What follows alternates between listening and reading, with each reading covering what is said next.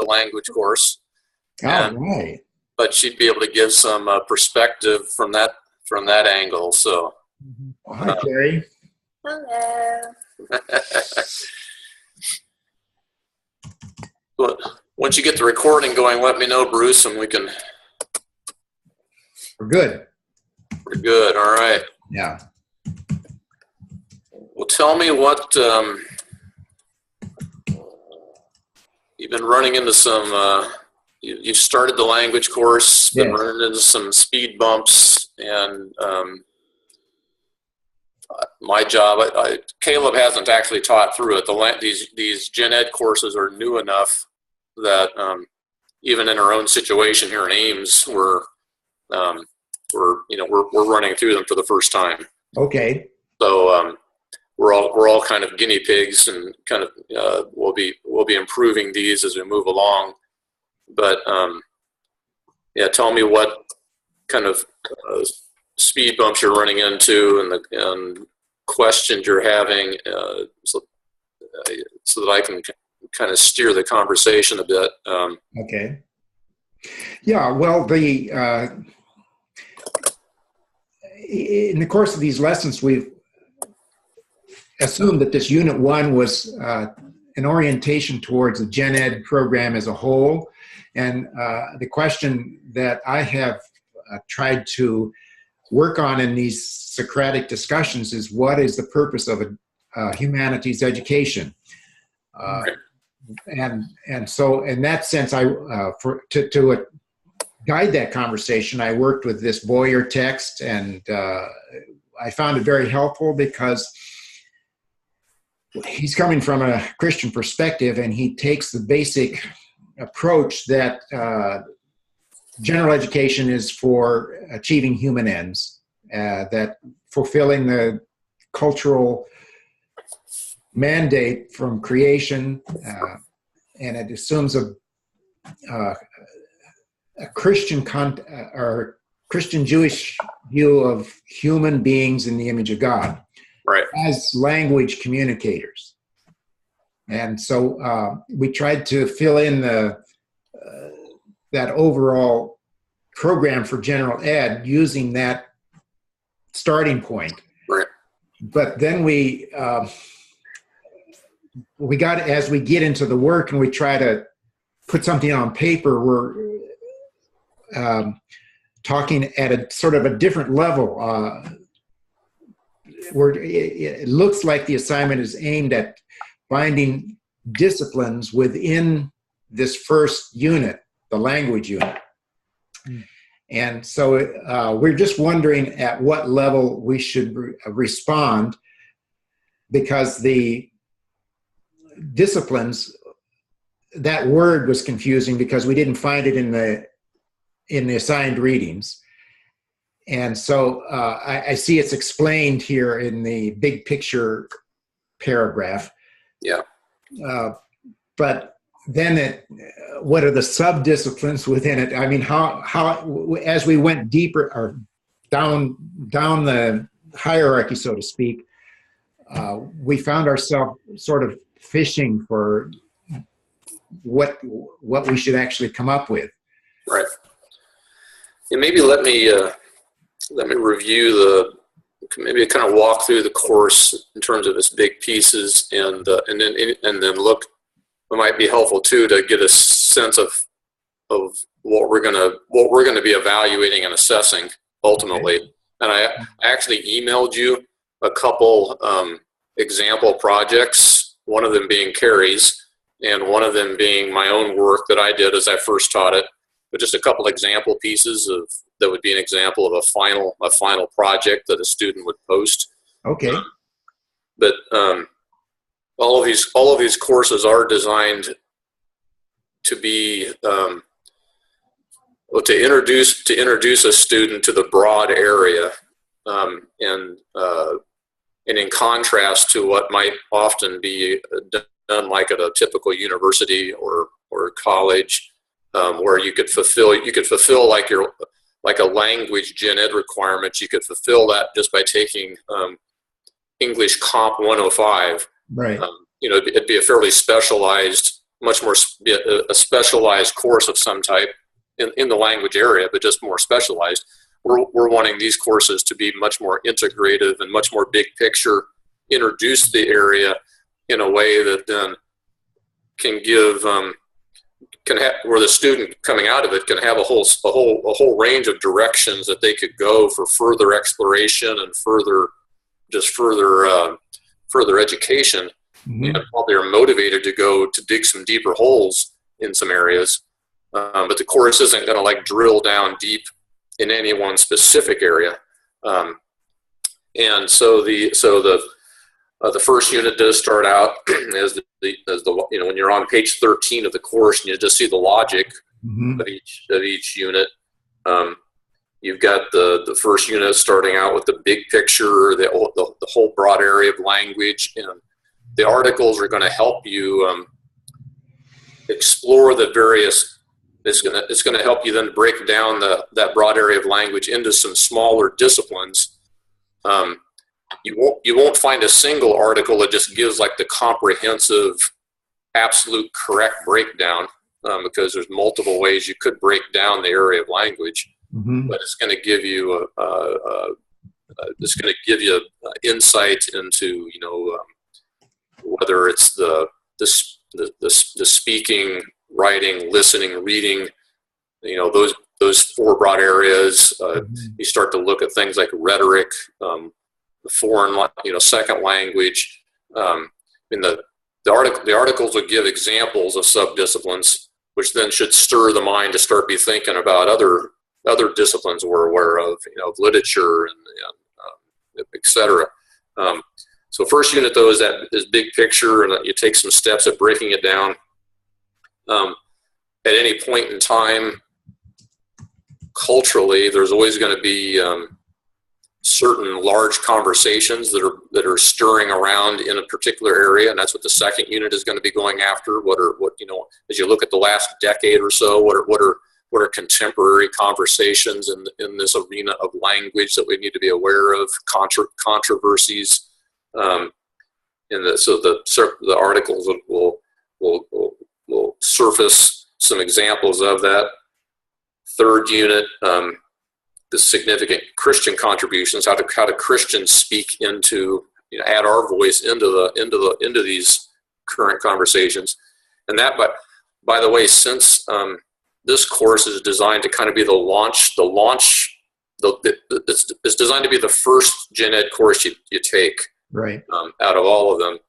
So you do have one of the readings in there is a book that goes beyond just the language area and looks at the whole issue of the value of a liberal arts education. Mm-hmm. I remember when Carrie first read that book, she was jumping up and down about it. Which one is that, Mortimer Adler? No, it's the one. It's not an article. It's an entire book. It's called "Liberal Arts and Christian Life" by Jeffrey Davis and Philip Ryken. You'll see it underneath it. It's on page 19, listed under the basic text. Uh-huh. And so, if you're wanting a piece that kind of introduces not only language but the whole liberal arts area, that's a very good piece there. Okay. Then Unit 4, you get into how you can just have a plan for continuing to develop your education and your mastery and just your understanding in this whole area. You're introduced to some things like the Harvard Classics and the whole range of online education opportunities that are there. Mm-hmm. Then Unit 5, you're thinking about the relevance of all of this to your life work. Mm-hmm. And so that's the broad flow of the course. Yeah. All the way through, though, you want to have the students keep their eye on the competencies. And what I'll have Carrie comment of this, whether this was helpful or not. And I don't know what she'll say actually. So, but what I had the group do is I took a group through this initially, was to have these competencies that you see on page 13, uh-huh, have those squarely in mind as they did the projects for each unit. So the course objectives are what you're calling Yeah, exactly. The course objectives. Those bullets are the ultimate competencies we want to see the students have. That they have an understanding of the history of language globally. They understand the power of language in everyday life. They're motivated. There's a motivation for future interest in and development of language skills. They have interest sparked in learning a second language, and they can sketch a future direction or course for personal language development. Mm-hmm. So I had the group do the main project that you see associated with each unit as we went along, but do it with those course objectives in mind. Mm-hmm. Always have those course objectives just stirring in their minds, so that by the end of the course they could basically just do some cutting and pasting and create some transitions, polish some things, and they would have a piece drawn from those projects they did along the way. They'd have a piece that they could pretty quickly post on their portfolio to address the course competencies. Yeah, I don't see any area where they would be, or any readings where they would be asked to given a history of the language, unless they read that whole Osler book, 650 pages. I did, but they... You read the whole thing? Yeah. Wow. Well, I do it. I cheat. I have a computer read it to me, but the readings don't offer that. Yeah, that is a key area where I think that Osler book is where you would find a lot of that. And what I did again was, as I read the book, I gave this. There's a skill set related to leading any of our courses. We call it reading an article for relevance. Yeah. So the point isn't to master the whole book or master the article. The point is to figure out. The point is to understand the relevance that the book has to the issue under discussion. And so that book has a lot of stuff in it. It has more stuff in it than what is necessary for the objectives of the course. What I did was I gave the students some guidance, and I could pass that on to you. I don't have it in front of me, but I told them to read certain chapters. I told them they're welcome to read the whole thing. The whole thing is valuable, but if they're running up against time constraints, make sure they read these 3 or 4 chapters. Nice. And those 3 or 4 chapters gave them provided the adequate input related to that history of language. Maybe Carrie, was that helpful, Carrie? You remember that? I don't know if you remember that book, but getting the Osler one, the big thick one. What are you asking? What was helpful? Of giving you like 3 or 4 chapters to read. Oh yeah, because none of us were going to actually read that entire book. So, all the articles, but I think with what you were saying about the first unit, all of the gen eds follow what are the big disciplines in this course, and then it has you hone in on the smaller disciplines. And I remember all of us in the first unit being like, what is this talking about? What are we supposed to, what are disciplines? But over the course, as you get into more of the specifics, you can hone in on what are the big ideas, and as you're developing your final project, you can look at the competencies and specifically pinpoint different conversations we had that addressed those competencies.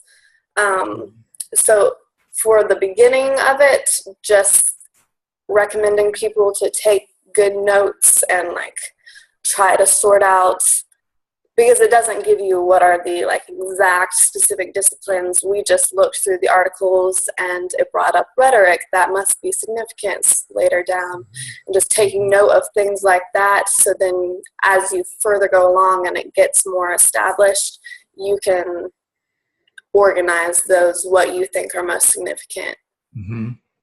Mm-hmm. Yeah. Well, there was also in the project, or at least in the competency, the discussion part of it, and in the project, I think. Yeah, how they relate to each other. So what comes before the one or the other, and I don't know that there is any logic, but you know, you either study rhetoric or foreign language or the English grammar. And this is an example. That's the kind of question that invites discussion and exploration, and students making a case for how they would relate the different disciplines to each other. There's not necessarily like a mathematically proven exact right answer to that, but the discussion is important in terms of just understanding language as a whole. How different. What are some of the disciplines historically that people have gone after within the area of language? How might they relate to one another?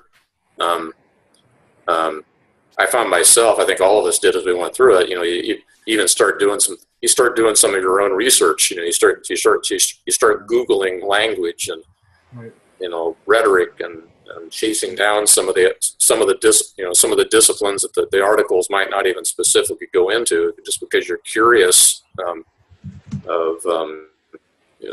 how that whole area breaks down. But then valuing also recognizing the simplicity of a few of the articles, like Adler's article, when he just says those four basic areas, you know, reading, writing, speaking, listening, that, you know, if you Google language, you can get just a myriad of disciplines and sub-disciplines, and you recognize how we kind of lose the forest for the trees with all the extensive specialization that comes on that has happened. And Adler just kind of clears all that out with those four basic areas. That was a profitable thing for us to just discuss. And those areas have, you know, there's immediate relevance to life and ministry as you think about being effective with the use of language. Randy, can I jump in there real quick too? You bet. So I was going to say, coming off the idea that there's not necessarily one mathematically correct answer. This is inherent to the way the build courses are set up to lead students through an examination of the subject on their own, leading to an examination of the subject together, but then leaving the student to have the freedom to organize the material in a way that makes it make the most sense in their own head. So what I've found over the decade and a half of teaching the material is people don't always express the ideas the same way or in the same order, but they get them in their heads and they gain the ability to articulate them. They're covering the same ground, but the design of the course is such that they're going to put it together in their heads in the way that allows them to contain it and own it in a way that is most appropriate and effective in their own thinking. That sounded like what you were saying, Randy. I see you nodding too, Carrie. Yeah. Mm-hmm. Yeah. Well, what we're running up against right here now is a wall that is, I guess, common for any undergraduate student when they start taking these gen ed courses. Why do I have to take this? What's this? So it's more with anything, trying to give them a rationale for why you take gen ed courses and then how gen ed courses relate to your major. That was the level of generality that I was trying to get them into, so that they overcome this inherent bias, or they see that what the purpose of gen ed courses would be in terms of having a cultural awareness, having a broader awareness of the necessity of maintaining and supporting and learning and then passing on a general education, cultural awareness that is part of building community. And it's not just about going and getting a major, that you're going to go get a job, but that's at a higher level. When we got to this, okay, now what are the subdisciplines, and going down to them. I'm sure that there's going to be different ways and different interests and different leanings and so forth. But what I was trying to do is provide them with a sufficient rationale that they would see the goal in doing any of this. You know, whether it's English grammar, you know, somebody that's doing counseling on a street level with somebody in restitution says, why do I have to learn how to write beautiful prose? Somebody in the street level is never going to need this. And we've got people that are working in rescue missions. So yeah, that's the level I was trying to approach this first unit at, but it didn't, when they actually looked at the words disciplines and subdisciplines and how they relate to each other,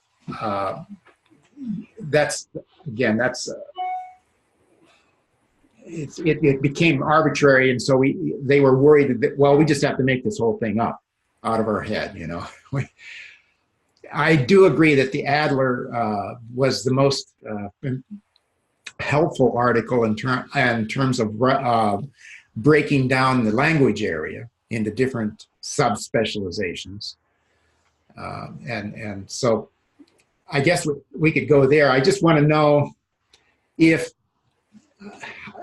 looking at these competencies, now if we have to add into it a history of language, that's going to be another, like you said, that is not in the literature. So I'm going to have to. Is not what? It's not in the readings, the history of language. As the first kind, to understand the history of language globally, that I'm going to have to resource myself because it's not in any of the assigned readings. I think you'll find it in that book. You'll find it in the Pages of Empire. Yeah, you'll find it in the Osler, right? The Osler text. That's where you'll find it.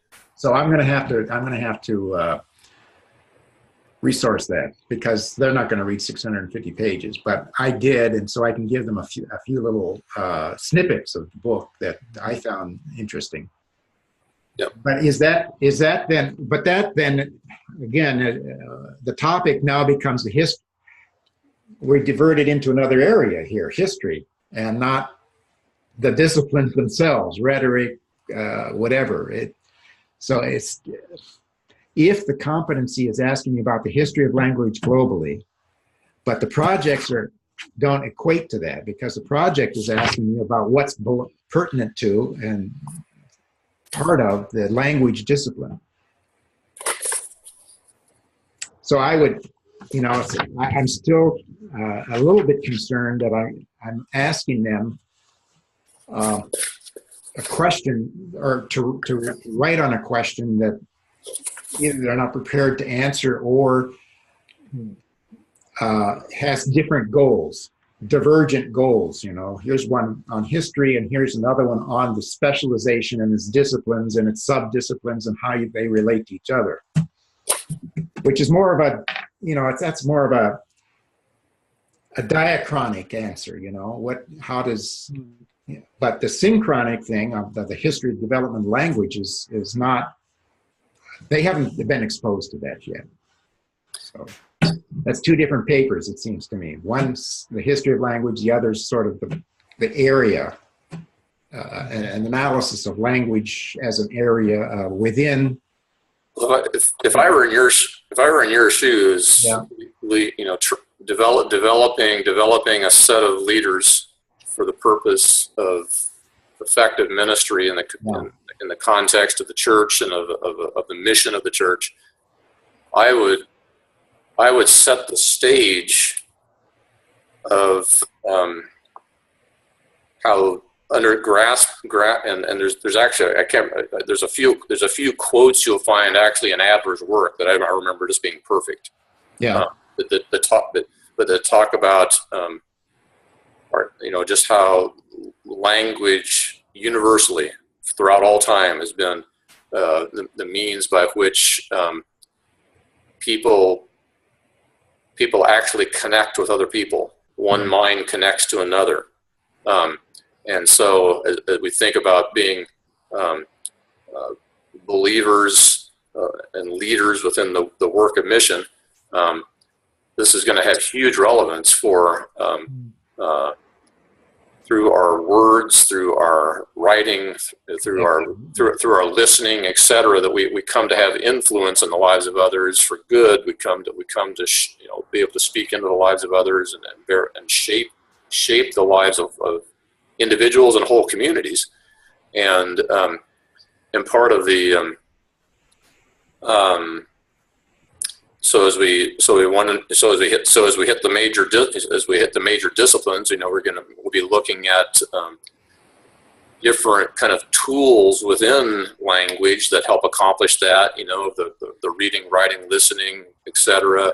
Rhetoric, things like rhetoric fall into that. Literatures, forms of writing. When you hit the history area, you're looking at the historically how language of all types in all cultures throughout time has been the vehicle that God has used for his image bearers to share truth with one another, to impact one another, to correct falsehood, etc. I mean, that's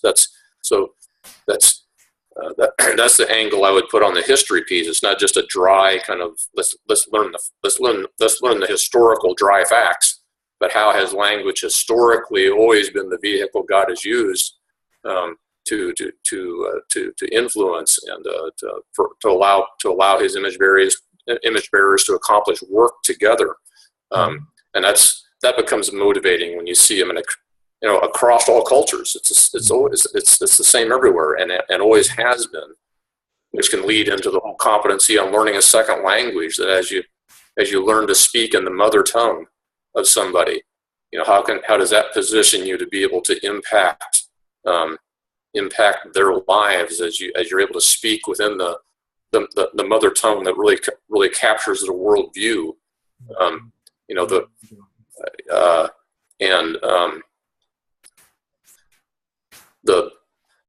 None of the authors of the articles wrote the article originally with the agenda that you have to develop your people. Yeah. So that's where you've got to set. I mean, that's why we have these kind of conversations, because you've got to set that tone, and you've got to create that vision of what they're kind of the landscape they're moving into. Yeah. And then how to tap into the articles to accomplish this larger agenda. I don't know if that's helpful to hear me talk that through, but that's how I would begin to piece those things together. I did. I went into neuroscience and the of language development, and it's unique to human species. I talked about how this is linked to the Christian tradition because, for example, Plato in the Republic, when he sets out his general ed requirements, because of the idea of society was harmony, he started with music. And in phys ed, where we're starting with language, because we have a particular commitment to the image of God being linguistic. God is the word. And that turns out to be closer to the actual human existence as we know it today. And so I developed those ideas, but I'm going to have to sprinkle in a little bit of history here, if that is the goal of this first competency, to talk specifically about the different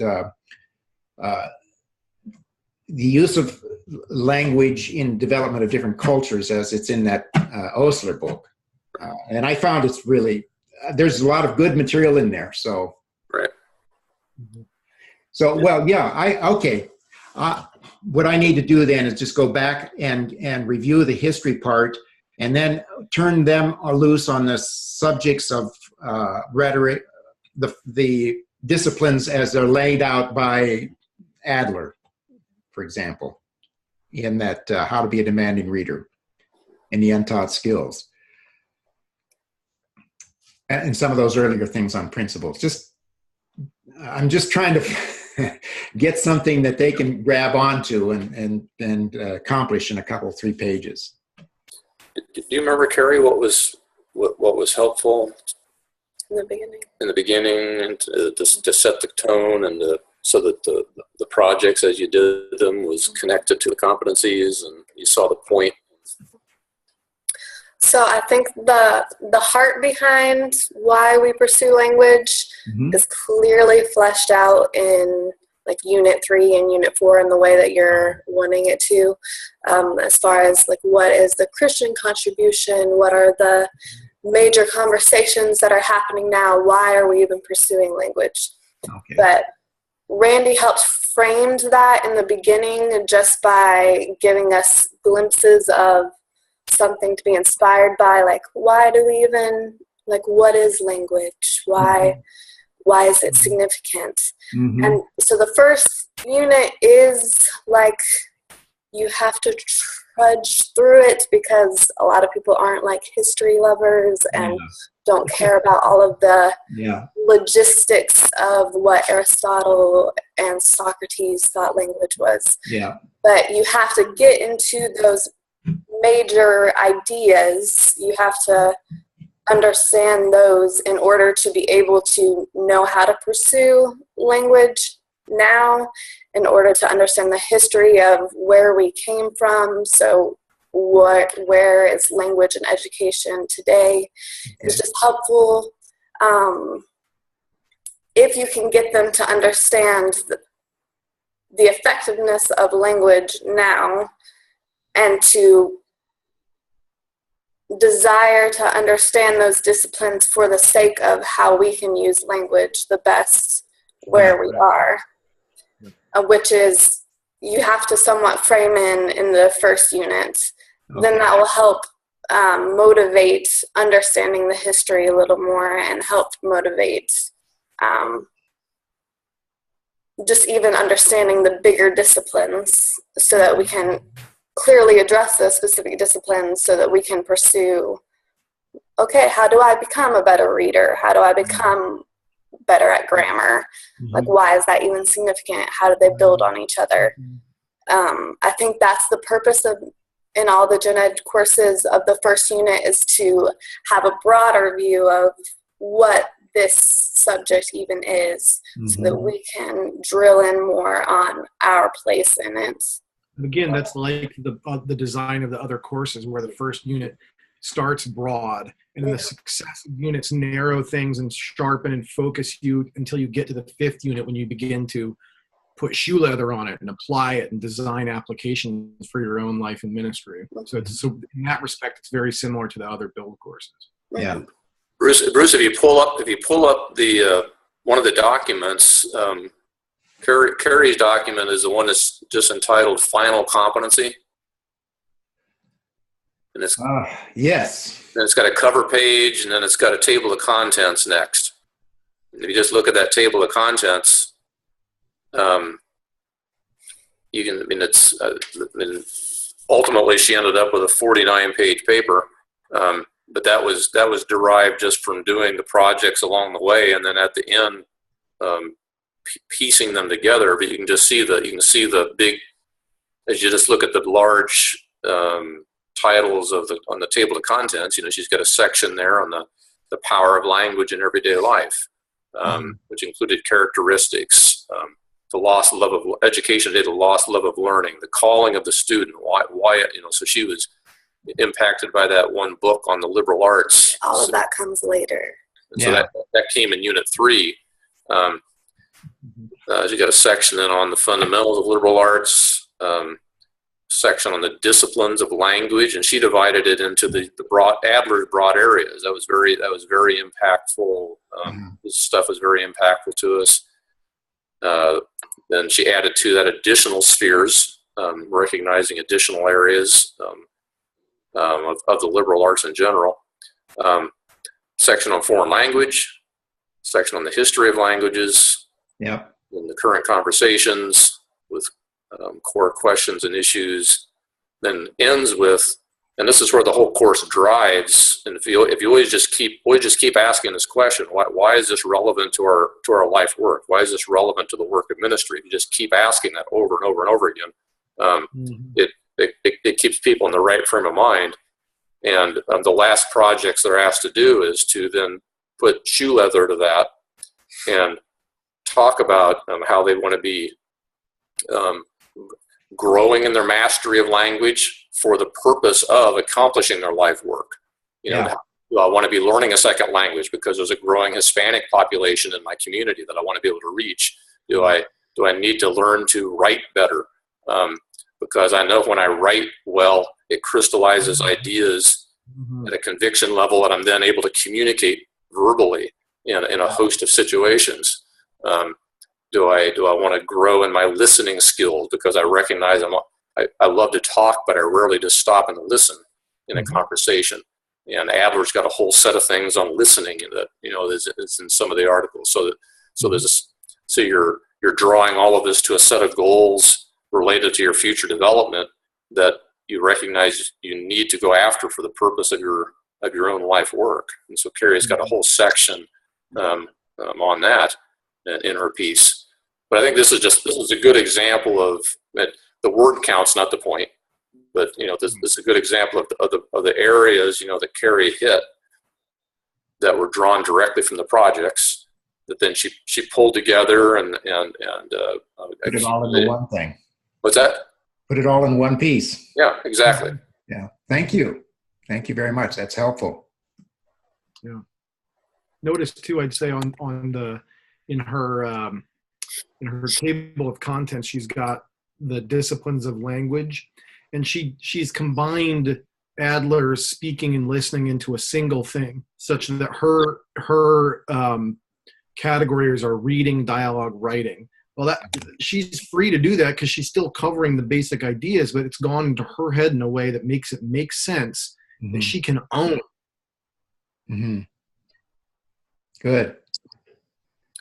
Well, recovering the bases, Bruce. I know you said you had a 40-minute free version of Zoom, so we're probably getting to the end of that. Are we covering the bases for you? We have, yes. Good. Yeah, I think I'm going to salt in a little bit of the history of language and then let them loose and see if they can try to come up with 2 or 3 pages here. And so it looks like rather than putting competencies one at a time, what you ultimately do is you would just have one final document. Yeah, in this course, the competencies as they're written are like the outcome of the whole course. Yeah. They aren't lining up neatly with individual units. Okay. That's actually there's a revision of the Antioch School handbook. Yeah.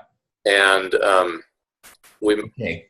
I've got a timer that's going less than a minute. So I appreciate the time and the taking this. It's been very helpful. Good. Well, let us know as you have more. We'll keep shooting questions at us as we're going through this. So I will. All right.